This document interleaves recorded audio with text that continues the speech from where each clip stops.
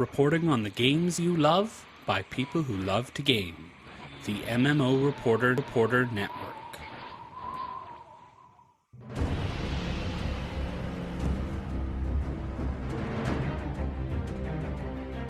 You're listening to Crowfall Reporter on the MMO Reporter Network. Brought to you by Doghouse Systems. Choose your weapon with Doghouse Systems. And by Audible. Go to audiblepodcast.com/MMO Reporter to get your first month free.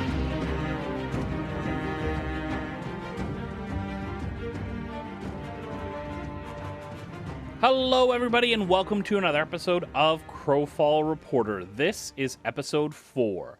I'm Chris, and I'm once again joined around this podcasting virtual table by none other than the ever so PvP awesome at MMO Bill himself. Hello, Bill. Ah, yeah, that's all I have to say about that. I have never been deliberately called PvP awesome in a way that was not meant to hurt my feelings.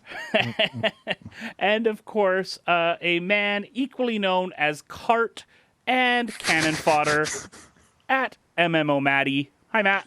Hello, hello. So we have got a crap ton of news this week with PAX and work and the start of the school year. It's just been an absolute busy time, so we haven't been able to do episodes, but we are back and we are ready to go. So let's get going with what we've been doing, and to change things up, just to make things a little bit differently, I'm going to start because that's how things work this week. Are you sure you're going to be able to handle that? It seems a little odd to me, but I'm going to try to do my best. Might start speaking in tongues.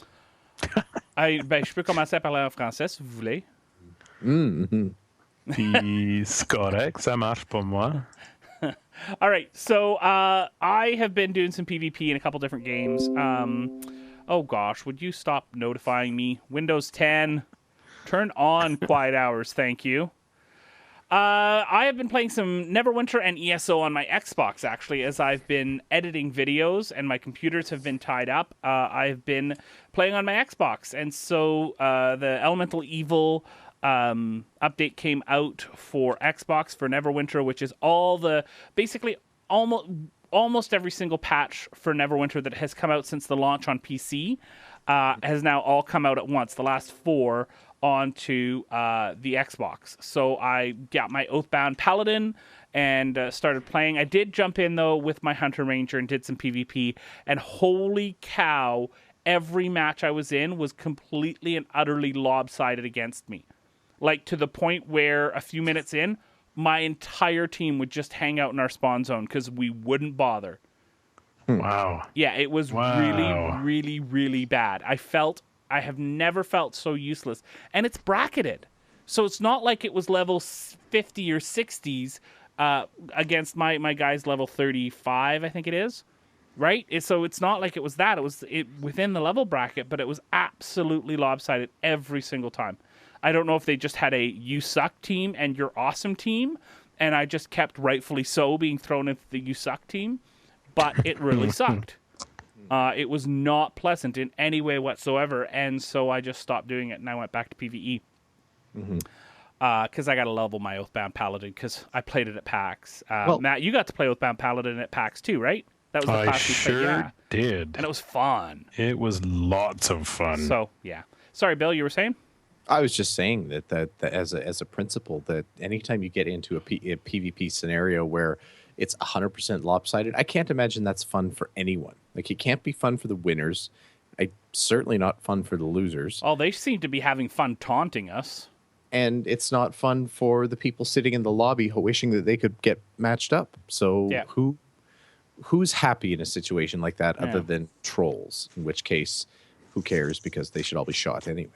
Yeah, true. Very true. Yeah, so it was not pleasant. Was not pleasant at all. I also jumped into another not pleasant PvP experience, and that was the ESO Cyrodiil sort of realm versus realm thing. Mm-hmm. And I gotta say, on console, I would call it crap, but I don't want to be that generous.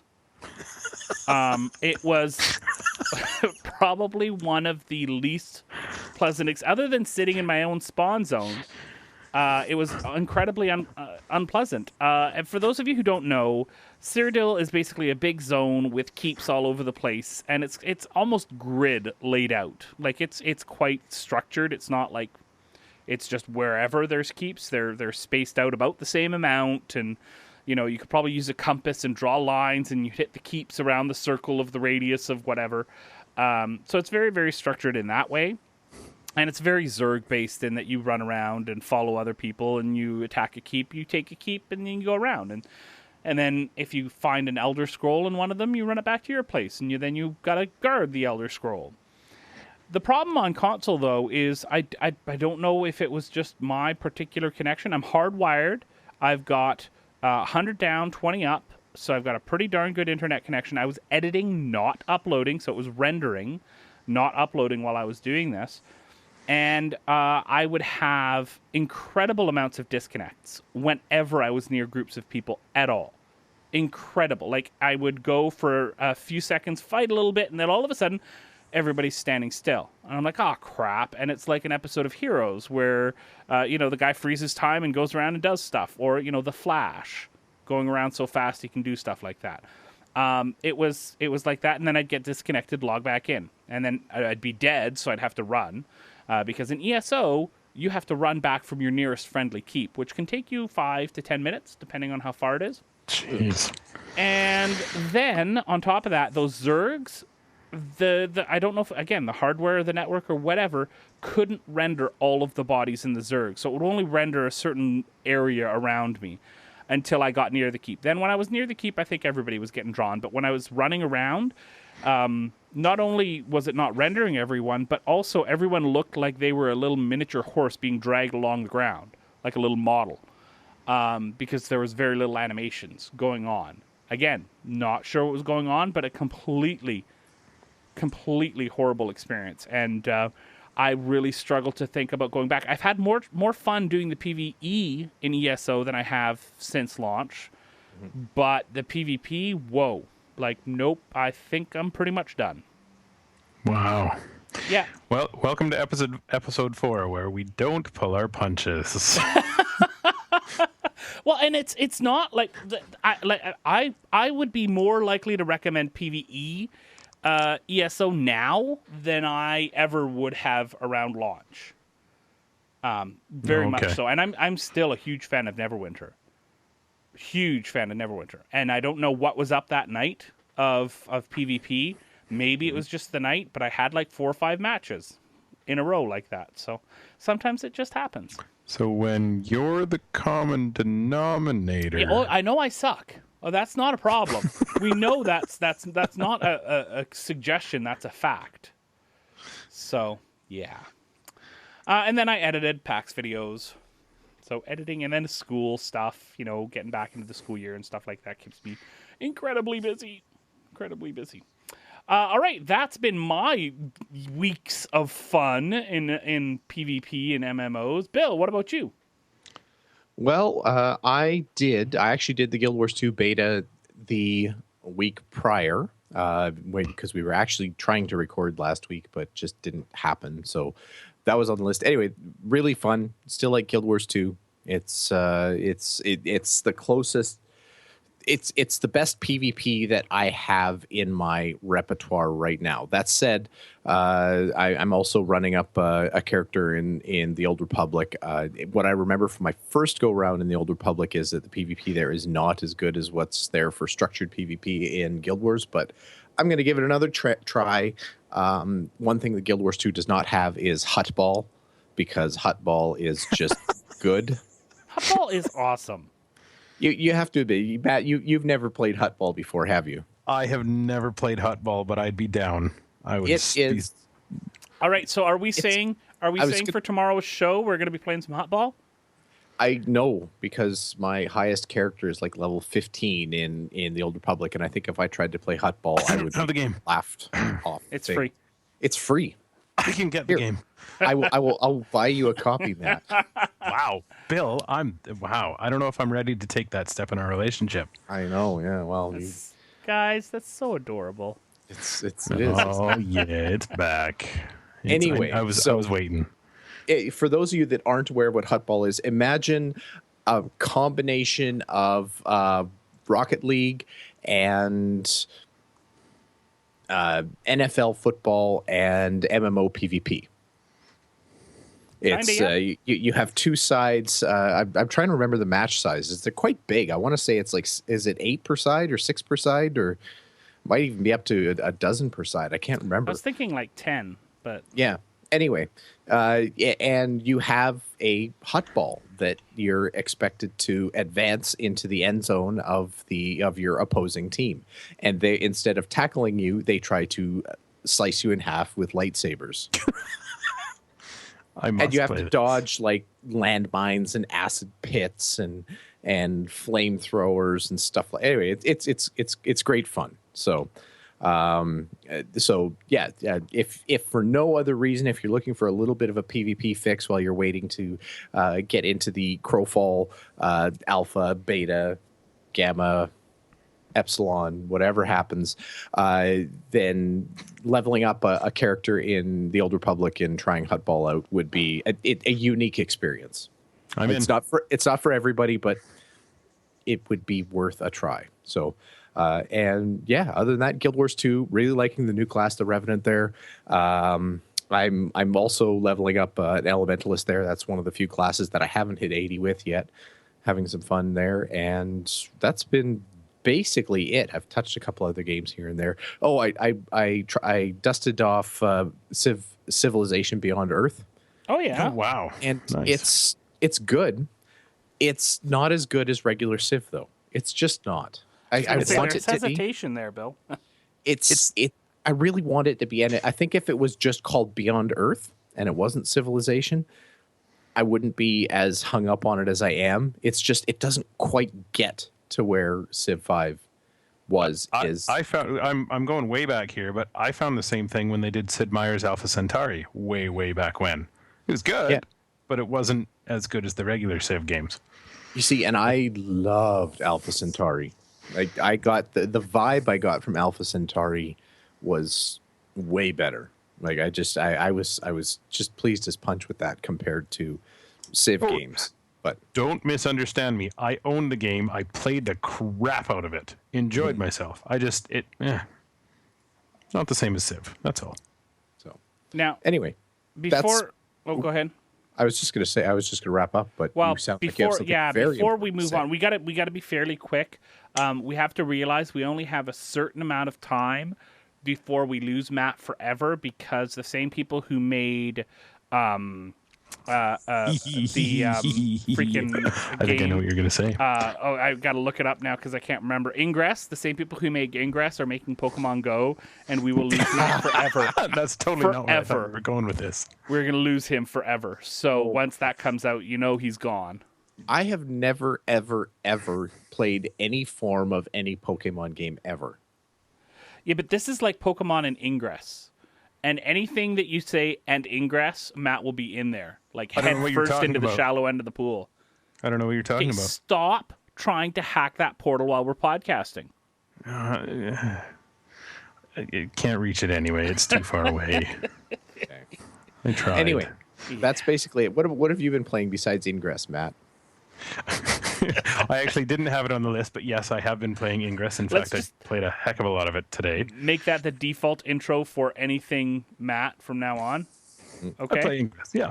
No, I actually, just after going to PAX and seeing the Bethesda booth and seeing Mr. Handy, I actually put Fallout 3 back on my PC and am playing it again because Fallout. Okay. Really? Sorry, but Mr. Handy sounds like an adult toy. Yeah. No, he is your robotic assistant, which still sounds like anyway. This is just going to get worse. You're not helping yourself here, Matt. Fallout 3 again. Playing it again. I love it. It's fantastic. I still have my copies of Fallout and Fallout 2 from when they actually came out. Love the Fallout series. Cannot wait for Fallout 4. Now, are you a Fallout 3 or a New Vegas type of guy? I have played Fallout 3 way more than New Vegas, but I have played some. just because of the amount of time I played, I got to stick with Fallout, like straight up Fallout 3. But you I still, did like, like working New on the Vegas. same- It was fun. Are you still working on the same saved games, or are you restarting again? Restarting from scratch. Wow. Yeah, I've just left the vault, and I'm starting to explore the wasteland again. So what's your goal on this playthrough? Because you got to do something different every time, or else you'd go crazy, right? Well, I generally speaking, I have a hard time being the evil, sick, twisted bastard. In any games where you're given that choice, Mass Effect and that kind of thing. So I might just try to be a jackass. Are you gonna go the Leonor route this time, and be like evil? Yes, if that's the Leonor route, I might just do that. There's one rule, and only one rule. Are you ready? What's that? Sell everything at the vendor. Everything. You get up, you're not wearing it, it's gone. Nice. So go like for it. that, yeah. I dare you. Yeah. I double dog dare you, Matt. Now Done. you have to. And I like the suggestion I'm getting from Carrie to blow up Megaton. I'm on it. I'm on it. All right. And then Nuclear Throne. Have a buddy who told me to look for it at PAX, and I got a code for it. It's hard. Oh my god, it's hard. It's fun, but it's hard. I suck. I could understand when your throne is nuclear, it would be hard to sit on it. Very uncomfortable. Yeah, and Probably then fairly warm, the other too. game stuff, and it's not a game, is I had to upgrade my QuickBooks program for my business, and I can't make it work and do what I want. I sort of can, but it's a pain in the ass. It's harder than Nuclear Throne. I hate it. Is it harder than a Windows 10 update, though? You know, I honestly think the combination of upgrading to Windows 10 and installing this, it's the bane of my existence. Huh. Isani did her Windows 10 upgrade. Flawless. Wow. Not even, and I might add the exact same model of laptop as you have, Chris. There you go. Just saying. I am not saying it's not operator error. There might be a note of user error here. I'm just saying. Yeah, I fully am okay with understanding that. and I mean that, of course, in the most platonically loving way possible. That's adorable. Oh, you beat me. Dang it. You got to be quicker. All right, before we move on, just want to mention our wonderful patrons at patreon.com/MMO Reporter. We are currently sitting at 30 patrons, which is absolutely fantastic. You are all absolutely wonderful people, and I love every single one of you. Thank you so much to our 30 patrons. And if you like what we do, you want to see more of what we do, you want to help us be able to do what we do, then go check it out, patreon.com/MMO Reporter, and you can help us out. Also, if you want to give us a review on iTunes, we would very much appreciate that, and you can go check that out on iTunes and give us a review and let us know what you think of the show. Last but not least, we usually record, Tuesday nights is sort of what has been our default for the last few times, so you can check us out usually at about 8:30 Pacific time.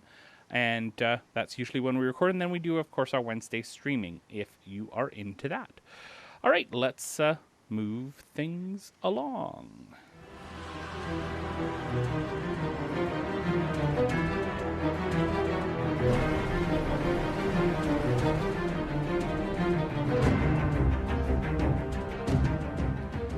All right, the biggest news, of course, is the Hunger Dome.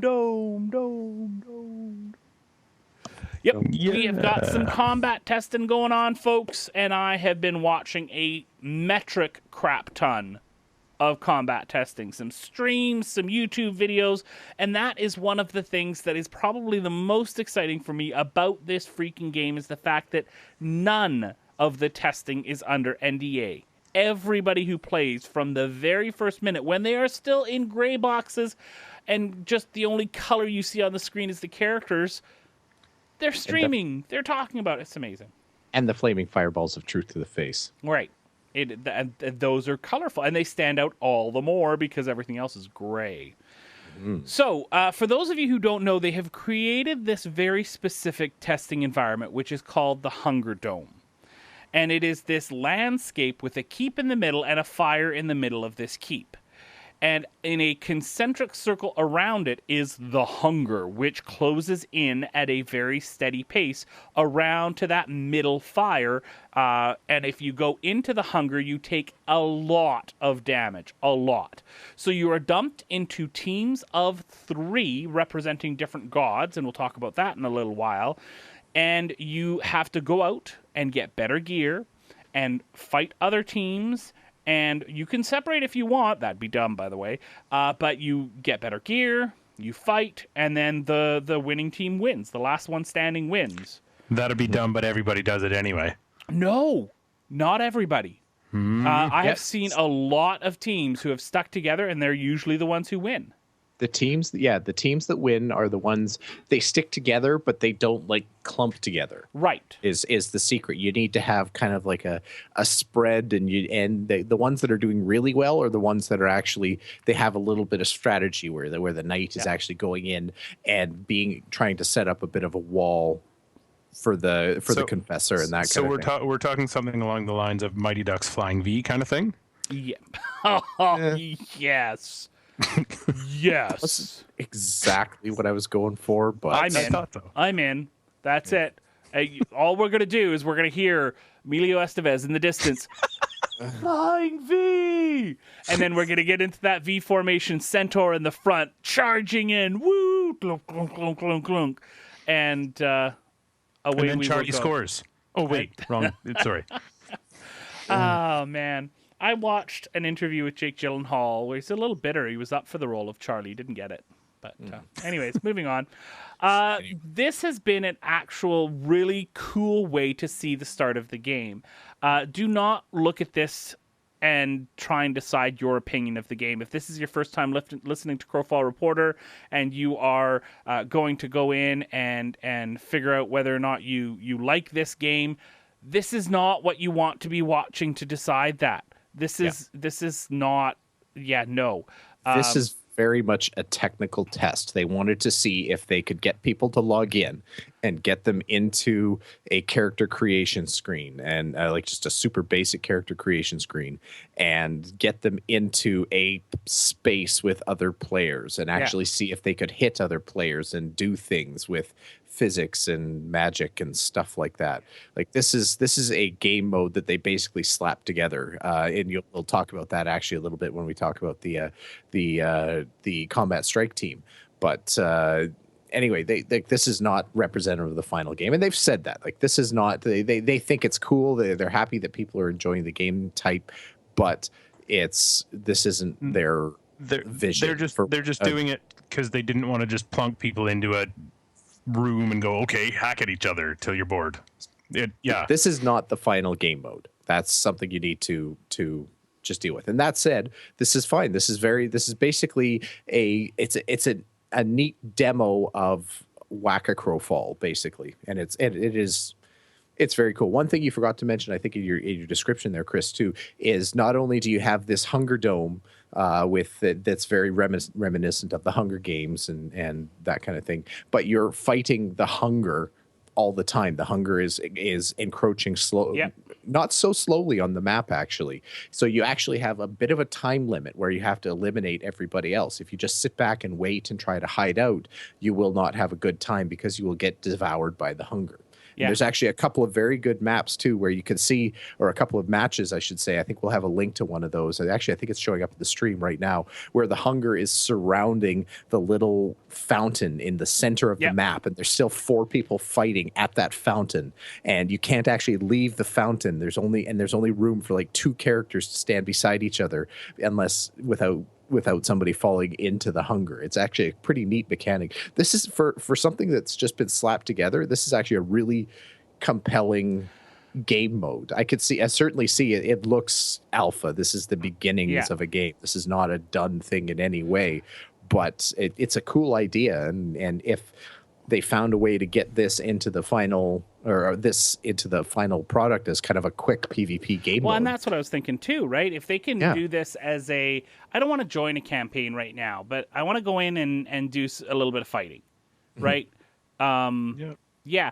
The problem then is if you have it as an option, it has to be good enough as an option all of it on its own, which adds to the complexity.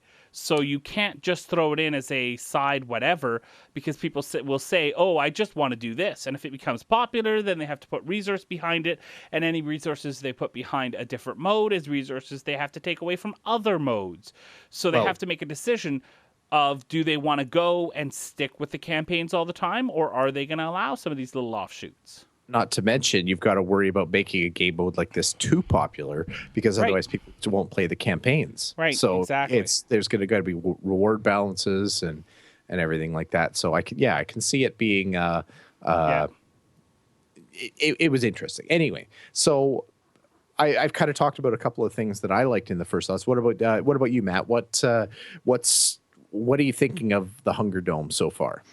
I definitely like that you can start to use a little bit of the teamwork and how they've been talking about the teams and stuff like that, and just kind of getting a sense of how you're going to work together with a team of 3 knights or a team of 2 confessors and a knight, or blah blah blah, any sort of combination like that.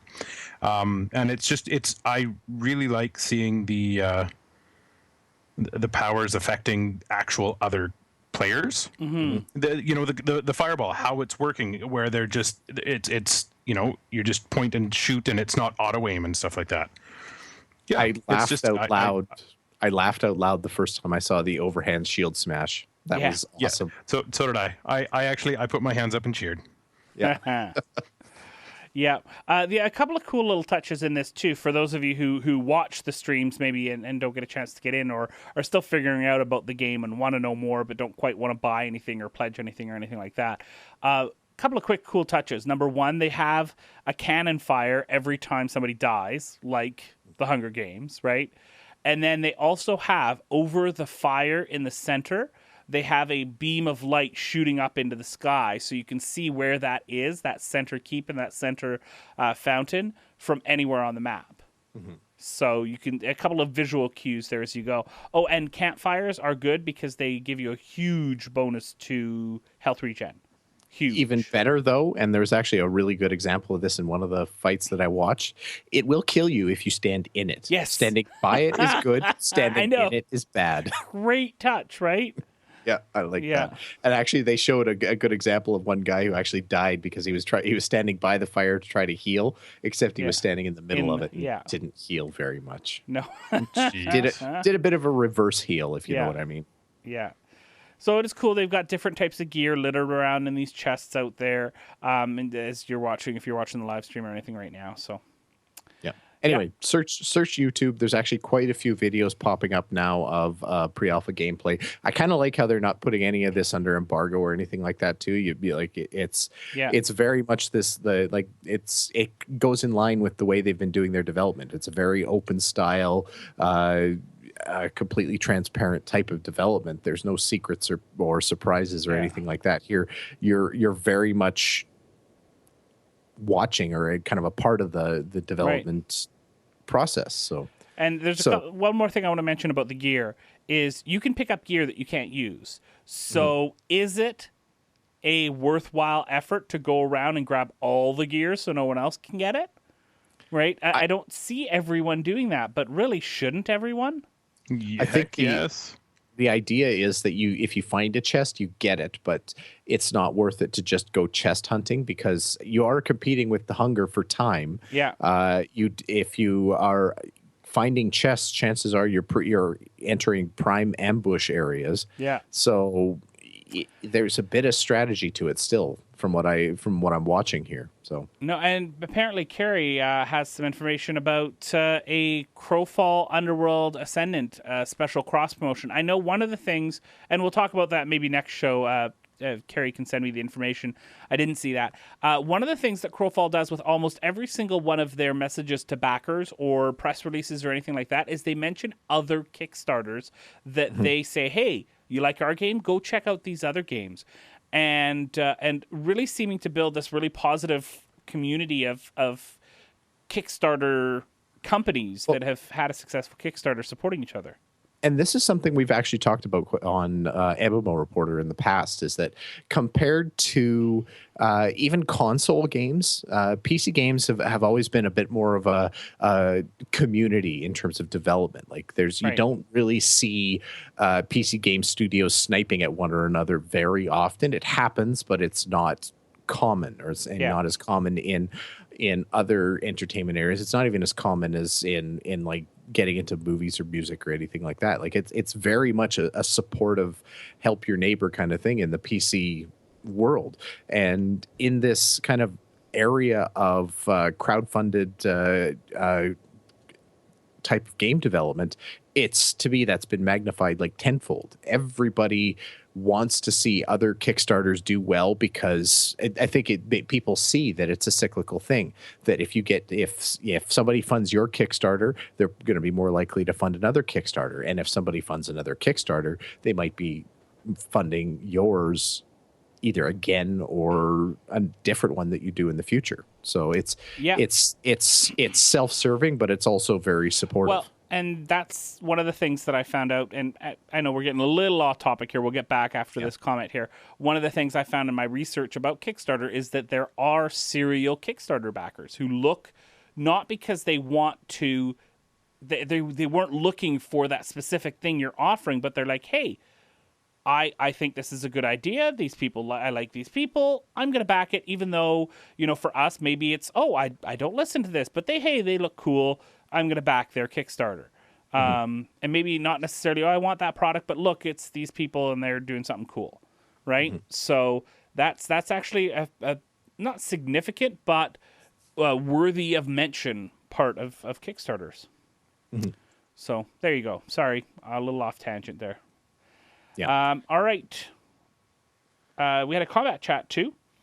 And the one thing I just want to mention real quick here, that you have to see here is there was maybe should I just play this part, Bill? Video John gets a little bit of revenge. Yeah, we're gonna have to explain it for the audio podcast people, though. Yes. Okay. So we'll play it here. There's some audio, but we'll explain it in a minute. That keeps talking. That's Video John. All right. You love Video John. May have heard of Video John before. We just did a stretch goal for Video John. Did we? Yeah. Not worth it. Yeah. I guess since he controls these things, we are kind of at his mercy a little bit. He can do horrible things to us. So, for those of you who are watching the audio version of the podcast, he did horrible things to them in post. Yes. Just so you know. Watch the video. It's pretty funny. Yeah. One thing I actually got from that combat chat too, curiously, before they decided on the Hunger Dome, they were going to call this event the Royale with Cheese. Which they totally should have. I don't know. The Hunger Dome's pretty cool. It is. I can't argue against calling it the Hunger Dome, but the Royale with Cheese would have been. It's a great hamburger. Yes. It's a great hamburger. Yeah, you can't argue with delicious hamburgers.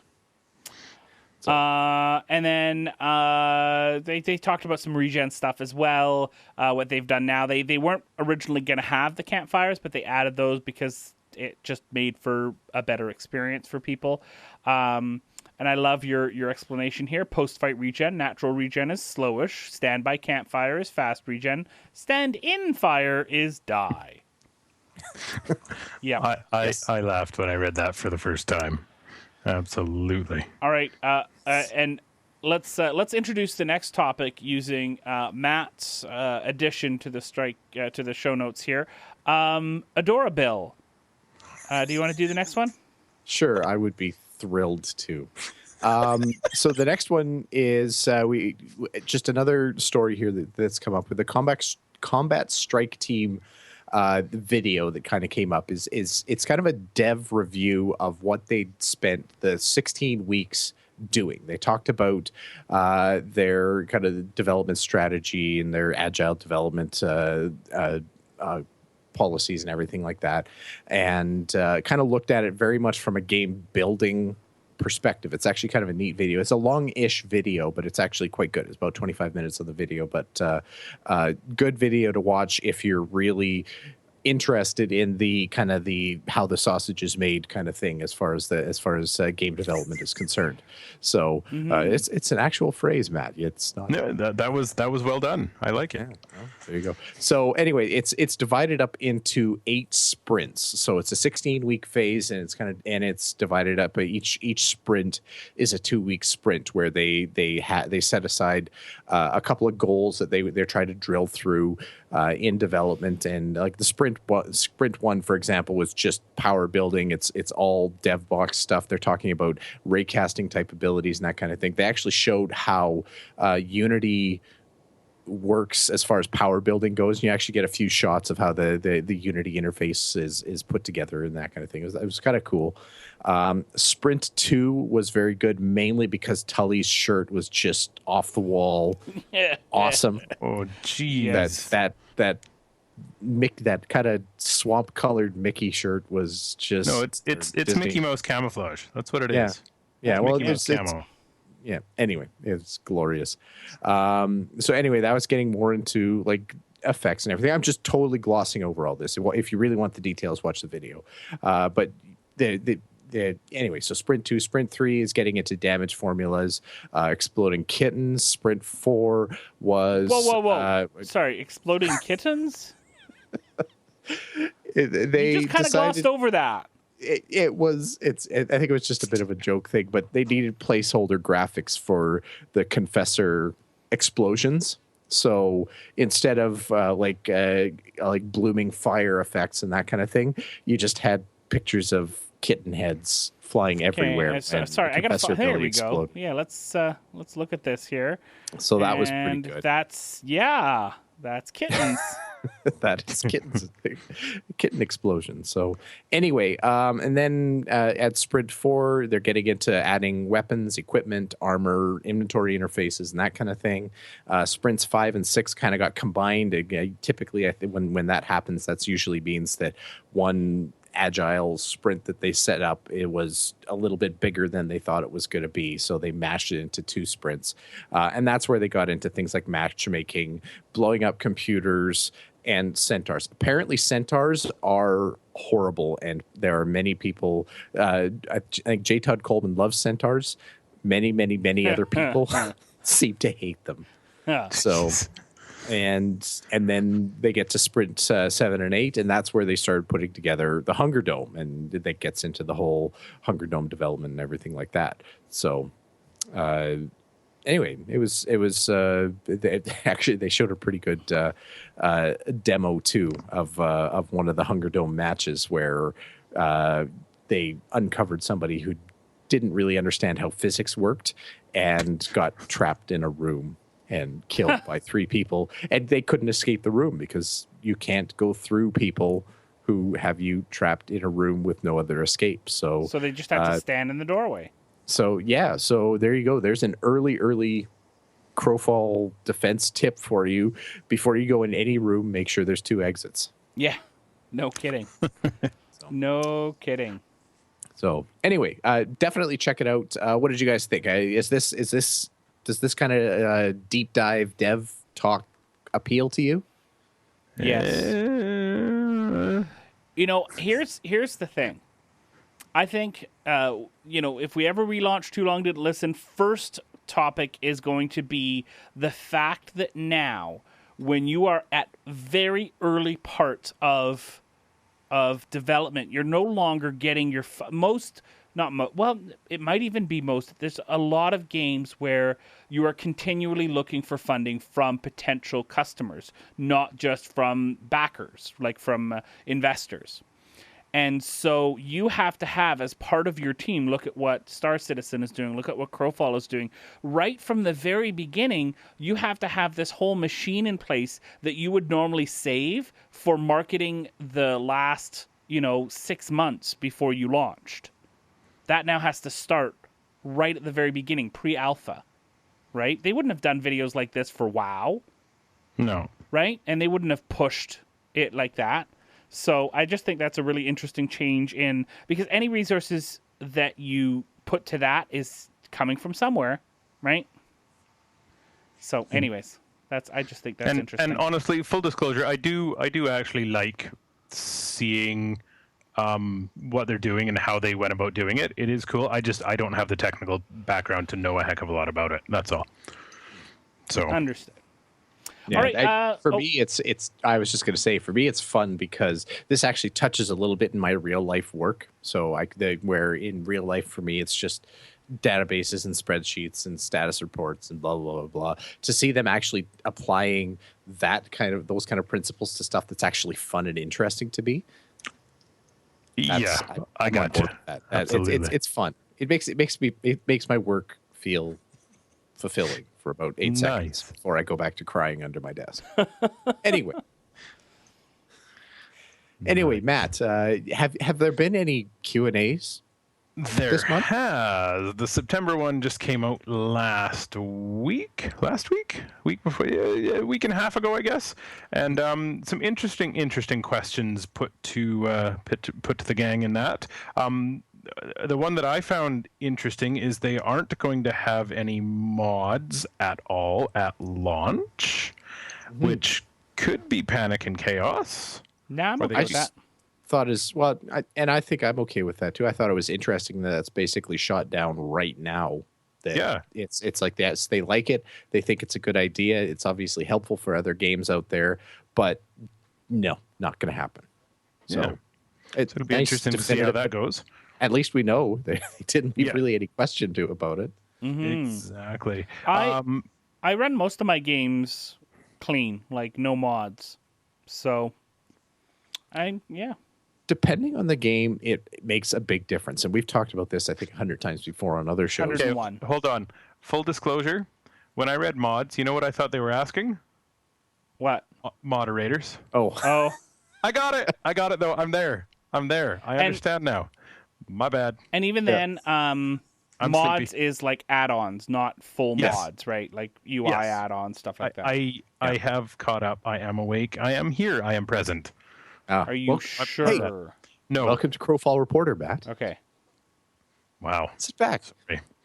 Sit back and listen. Oh, no. What's the line? Stay a while and listen. Nice. They talked about battle size. It's 48 in Hunger Dome right now. They are hoping. It sounds like they're aiming for hundreds of players a battle, which could be awesome if my computer doesn't die. Mm-hmm. So the context they put it in was that they're looking to put about 2,000 people on a server, and I'm doing air quotes around the word server. Which kind of implies that at a peak time when you've got a major battle or a major event going on, it wouldn't be unusual to see more than 100 people, like getting into the hundreds of people beating on each other at a strategic point, which could be amazing. It could be horrible. I could feel my video card crying a little bit now. Yeah. So. Yeah, for sure. They talked about firing confessor powers in midair, and their answer was no, but they could do it. Same sort of question with the dash in midair. Not going to happen. Right. Yeah, which makes sense. Yeah. I mean, you got to. Although, come on. Jumping off a keep, fireball of truth to the face, fireball of truth to the face. Who doesn't want that? Yeah, but sure. You could just totally barrage of fireballs as you come down, and the slow-mo shot, camera pan as the confessor comes down would be awesome. Now that would be I could see it. I could see an that. interesting physics test for the game too, because think about that. You're jumping off a keep and you launch your dash ability 10 feet above the ground. Do you still splat on the ground into a big bloody puddle? Or does your dash suddenly negate any of the falling damage that you would have taken? I don't think you understand. Just fireballs of truth to the face. That's all that's necessary. Just a permanent fall? Every time a confessor jumps off a keep, there should automatically be a low angle, slow motion fireball of truth to the face shot of the confessor jumping.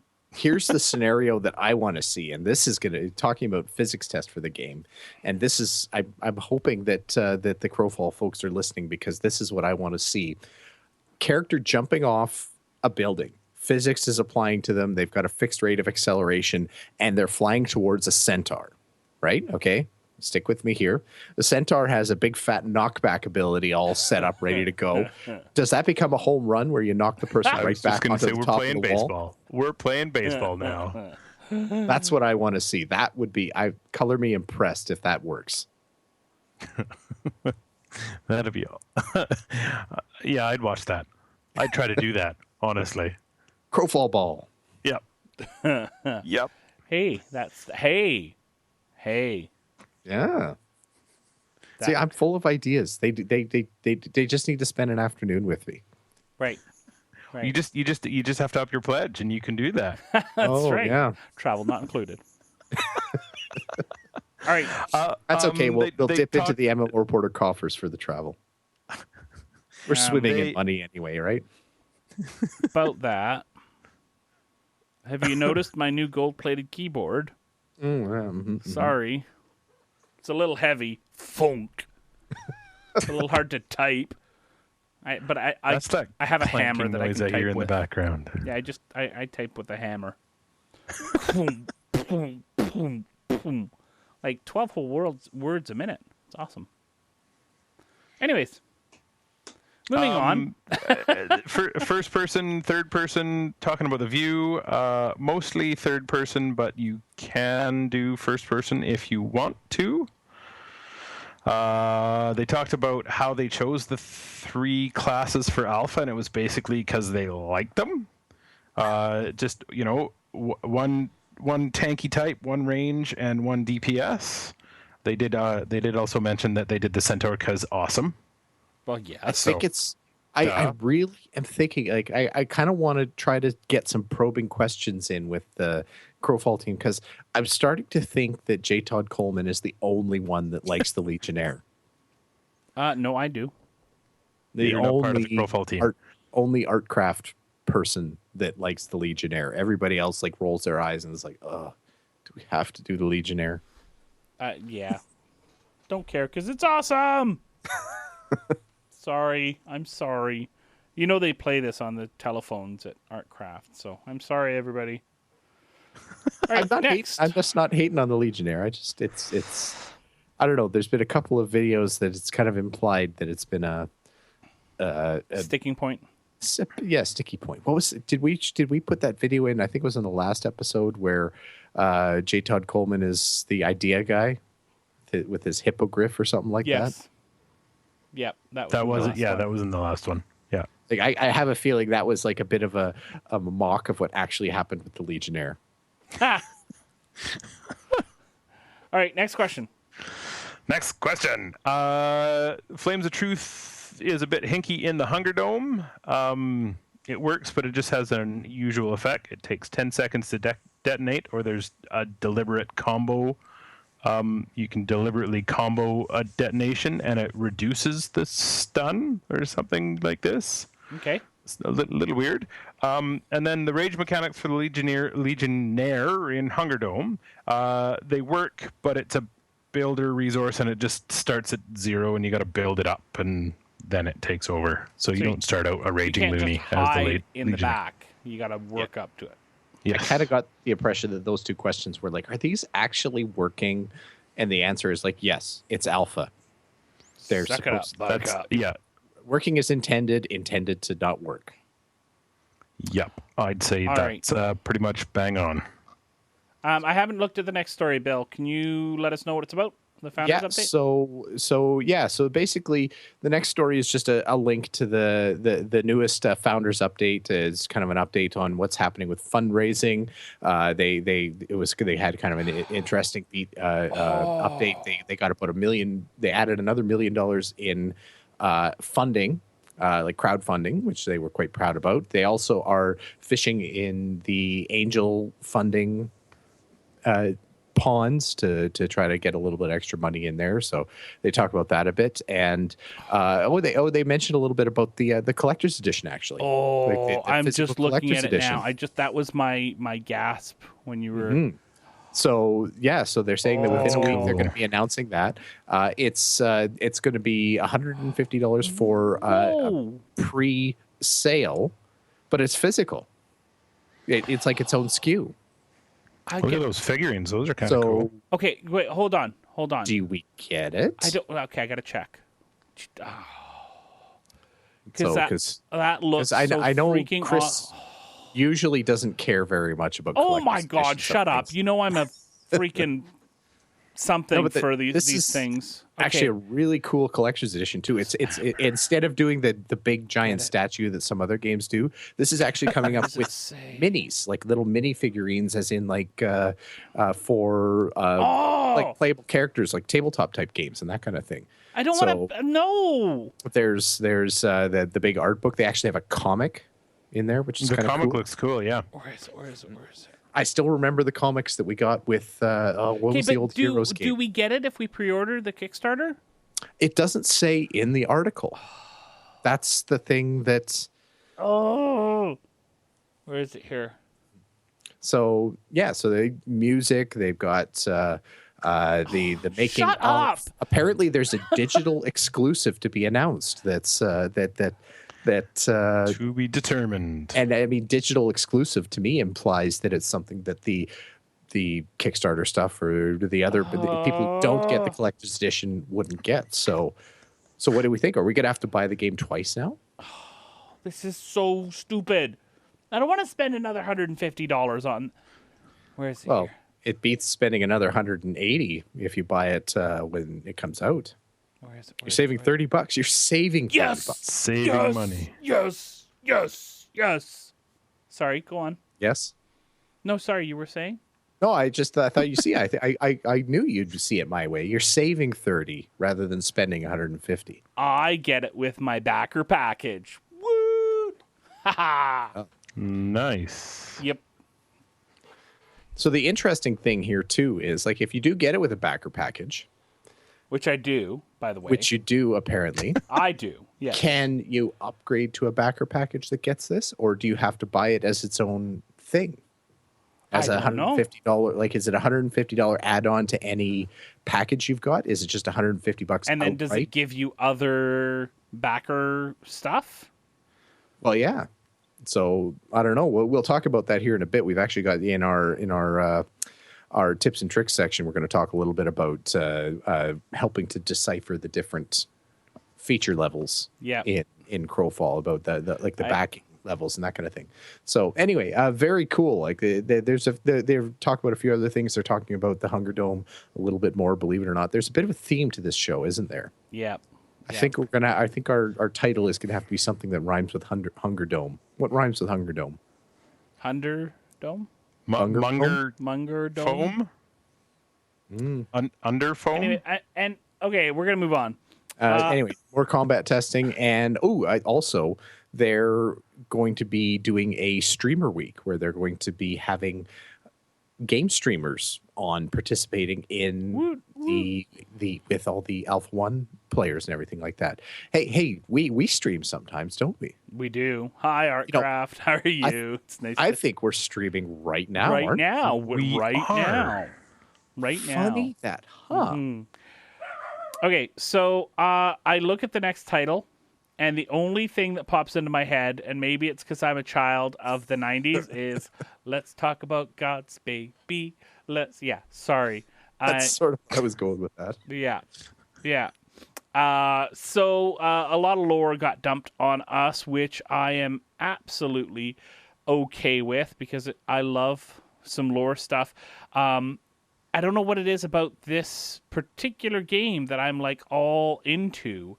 But they've got a whole bunch of stories about the stories why. And in fact, in the Hunger Games right now, you're actually fighting as your team for one of the different gods. So they've got some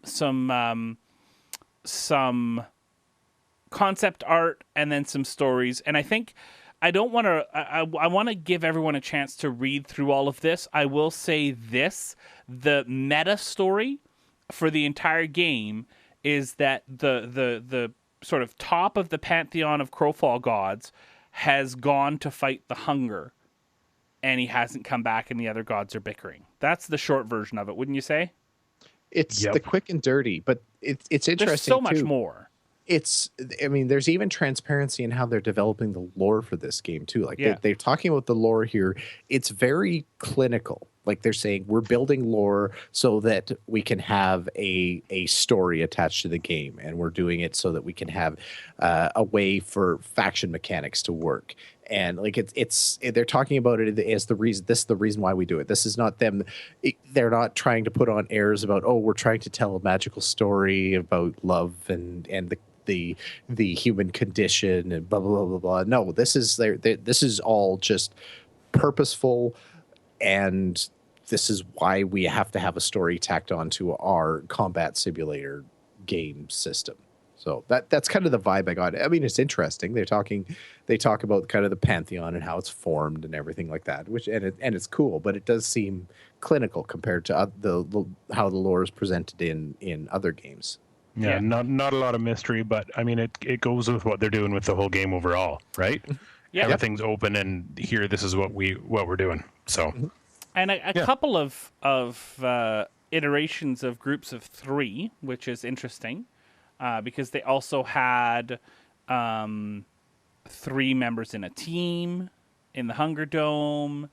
And there's the gods. Some of the relationships are in trinities or trios and stuff like that. So, and the interesting 3 stuff. tiers of gods there too. You've got the Allfather level, including the Allfather's siblings, which are kind of they refer to them as like the cosmic powers, space, time, and magic. Yeah. After that, you've got kind of another tier, which are the sons of the Allfather god. I can't remember if the name of that primary god was mentioned in there anywhere. Anyway, it's so they've got this second tier of gods called Archon and Cain. Like, really, Cain? Like this is like, and not to mention Archon, very close to Abel. Yeah. Anyway. All right, moving along. Brothers. And anyway, no, just settle your bones there, Chief. And then they've got the third tier, which is the one that seems to be probably what's going to be driving the story the most, which is the lesser children and grandchildren of all these gods, including at least 2 of the Trinity gods that are going to comprise, what do they call that? Kind of the Earth Mother. Not even a god, but so much as like a aspect of one of 3 gods mashed together, of like youth, middle age, and late age, or the crone. So we got Sibyl, Gaia, and Yaga as the 3 different stages there. They've done separate posts so far. They've got one post up for Sibyl, who's one head of this 3-headed god thing, and talk about what she's about too. So she's the youthful, flighty, capricious piece of the puzzle. Yeah, I'm really excited to find out more of the story. I don't know why. I'm just really into this. I think it's the ground level too. Like, that's the thing that's appealing about this too. You know, you're not going to be missing out by jumping in now, because it's literally the beginning. It's we're almost at the level of them sitting down in front of a pad and paper and saying, what should I write about? Yeah. that's absolutely what it What do feels you like, think? and that's the whole open. There, hey, this is what we're thinking, guys. This is what we're doing. Yeah. Yeah. Yeah. All right. So we've got some more there in the show notes if you want to check it out, MMOreporter.com. A couple of quick mentions that we're going to go through here. First of all, some character creation stuff that they showed off a little bit. Where is it here? There it is. Nope, that's not the one I was looking for. Can't find the character creation one. Where is it? There it is. So some character creation stuff, talking about that, and some hotkeys as well. So a little bit of information about character creation. So you can go check out those videos there. A bonus video too, by the way, J. Todd Coleman describing the Hunger Dome, and then describing some other people describing the Confessor, the Knight, and the Legionnaire. So we'll have links to all of that in the show notes. And then if you are interested in the UI, and I actually found this to be a fairly interesting video all on its own, and this is Billy Garretson talking about the UI, and there's a lot of customizability, not just resizing, but you can grab actual parts of the UIs, like just a few of the specific buttons, and put them where you want them on your screen. So lots of customizability there, which I think is absolutely fantastic, because this will save people from having to go to mods or add-ons to make the UI look how they want it to look. And the interesting thing of all that, too, is the speed that they've put together what they have so far. Like the modularity of the UI is all part of that 16-week sprint that they were talking about earlier in the Combat Strike team. It was kind of a peripheral thing, but that's how fast. Like, this game is coming together at an amazing pace to me. Like it feels like they're accomplishing a lot very, very quickly. Yeah, and now, but see, here's the thing, and I think this is something they have to be really, really careful of, is they're bursting out a lot of stuff now, but then there's going to be some chunks where for a few months they have to just sit and grind through some aspects of it and just continually test like one different, there may be a class balance or world geometry or something like that, and they have to change one variable by one number and then try that, and then change it by one number again and try that. And it's going to get very, very grindy, where they're not building big parts of the game anymore, but fine-tuning little parts. And that's where I think there's the possibility of people getting a little burnt out on coverage. Right now, everybody's excited, right? Yeah. So, anyways, that's just my 2 cents. All right, before we move things along here, I just want to talk about our sponsors. We've got Audible, audiblepodcast.com/MMO Reporter to get a free month of Audible service, which will get you a free audiobook, which you can keep forever. Some great audiobooks there with some really, really great readers if you're interested in that. I know I listen to audiobooks along with podcasts on my drive to work. And Doghouse Systems, go to doghousesystems.com, use the coupon code MMO Reporter, and you are going to get yourself a free 120 gigabyte SSD with your purchase on top of the hard drives you already get with your system. So go check that out. That is doghousesystems.com, and use the coupon code MMO Reporter.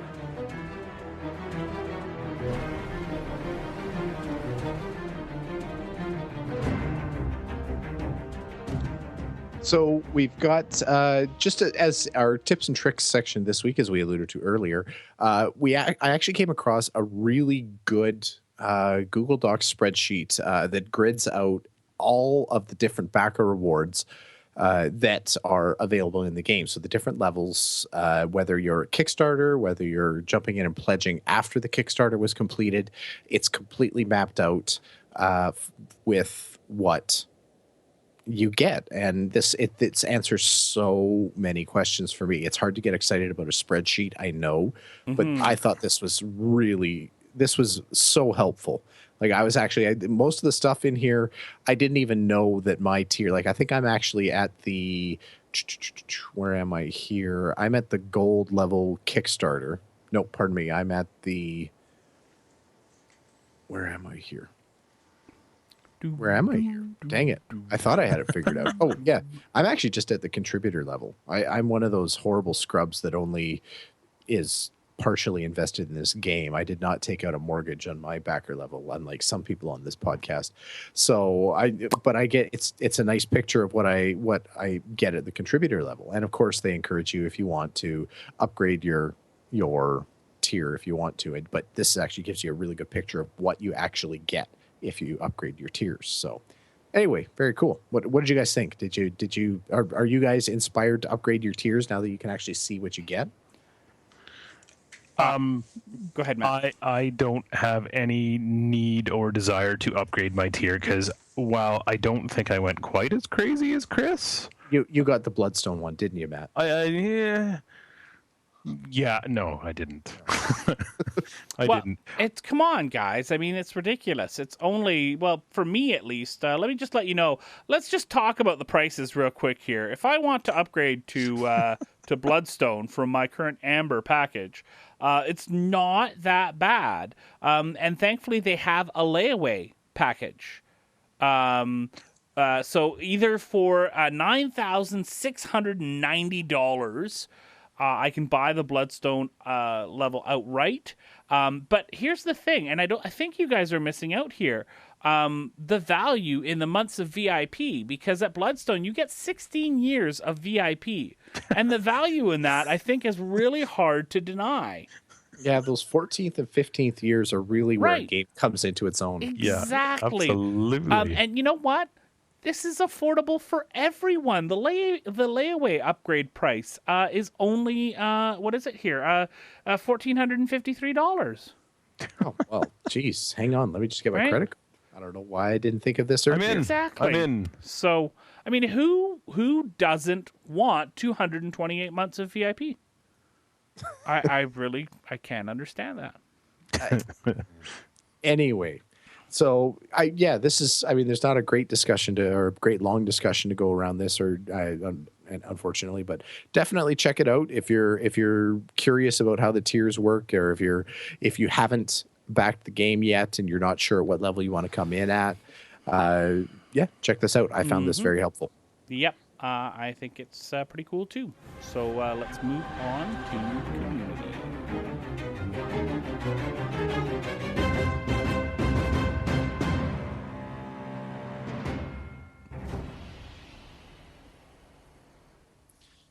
So we have a song for you guys, because that's just what we do at the MMO Reporter Network. We're all about songs, Don't not forget MMOs, about your alts. You need. Oh wait, wrong not show. MMOs, just songs. So anyway, actually no. Oh, go ahead, Bill. I was getting. It I was just going to say, so this is a video that's been put up by Airwolf. If you don't know who Airwolf is, he's a fairly prominent member of the Crowfall community. He's a pre-alpha player. He streams. He's Writes seems for like a pretty cool guy. MMORPG sometimes. Yeah, and anyway, and a singer. I thought I was actually really impressed with this. So have a listen. We seek out the place where we'll make our stand. The mountains, the hills, sing songs of new life. As we're building our force for the strife. As we're building our force for the strife. In the summer sun, by the sweat of our brow, we're forging our forces to win this somehow. The sounds of the battle are echoing near. That's pretty good. Well done, Airwolf. Nice. Anyway, yeah, definitely go check it out. Follow the whole thing. You can actually find Airwolf on Twitter at Airwolf. There, if you're ARAWULF. Yep, and check out all the other stuff that he's doing there. So anyway, nice touch, Airwolf. Well done. Yeah, that was awesome. Good job. The other thing in community that we're talking about today is Crowbase. www.crowbase.com. It's just a kind of in its infancy. There's a lot of to be finished bits, but it's got all the current patch notes and some tips and tricks for the Hunger Dome. Hey, funny enough, guess who makes? Guess who It is- makes? Is it Airwolf that does it? It is. Yeah. Okay, I thought so, but I wasn't entirely sure, so that's why I didn't officially want to say it. Nice work, Airwolf. Yeah. 2 for 2 on our podcast today. There you go. Change it to Airwolf Reporter. Just follow that guy around for a while. Oh, that's funny. Just really good articles about the gods, tips and tricks for Hunger Dome, and just what he thinks about the game. Mm-hmm. Pretty Hey, well done. Carrie sent me information too. Moving along to back to that Underworld Ascendant and Crowfall cross promotion. They are putting together a promotion where fans who have pledged at least $30 towards each game or make new pledges of at least that amount over the next 2 weeks will receive a pair of $10 coupons good for future pledges in each game. Coupons can be used towards upgrading your current pledge tier or for any add-on. Coupons are valid until September 25th, so get them while they last. Thanks, Carrie, for sending that in. Cool. Yeah. So there you go. Lots of community stuff. Airwolf, and he was one of the streamers I watched a lot over the weekend testing sessions that they had last weekend before last. So very, very cool and well done. All right, that is our show for this week. Bill, would you kindly let people know how they can get a hold of us? Sure. You can visit us or visit our website over at MMOreporter.com. You'll find Crowfall Reporter podcasts linked there, as well as all the MMO reporters, the LOTA reporters, all the other reporters, the Guild Wars reporters. They're great. Everybody there is great. Every single one, except Steve. But anyway, Twitter's at us. You can at Crowfall Podcast, at Almazar, at MMO Bill, or at MMO Matty for the various Crowfall reporters. You can visit us over on YouTube, youtube.com/MMO Reporter Network. And finally, you can Facebook us over at facebook.com/MMO Reporter. Check out the YouTube channel, especially. You've got lots of PAX videos coming up there too. So if you're trying to fill the void because you didn't get into the pre-alpha combat test or anything like that, you can check out some PAX videos there for stuff that might be almost as good as Crowfall. You can also head over to patreon.com/MMO Reporter. If you like what you're hearing and you want to hear more and you want to help us keep the lights on, you can go to patreon.com and throw a couple pennies our way. We like it. It'll be great. Just don't throw them too hard because Chris bruises easily. Otherwise, if you're not a Patreon kind of person, you can head over to MMOreporter.com/support and find out different ways that you can support the MMO Reporter Network. Like I said, helping us keep the lights on. Awesome. Matt, thank you so much, as always, for recording another fantastic pleasure. And Bill, always a pleasure. Thank you, sir. Always. And thanks to the people for coming around to our chat room tonight. It was always fun to have you there to chat with us as we recorded. And thanks to all of you who are downloading the podcast or watching it on YouTube or however you may be consuming the show. We really appreciate you watching it. We hope that you enjoyed this show, but most importantly, we hope to see you in game.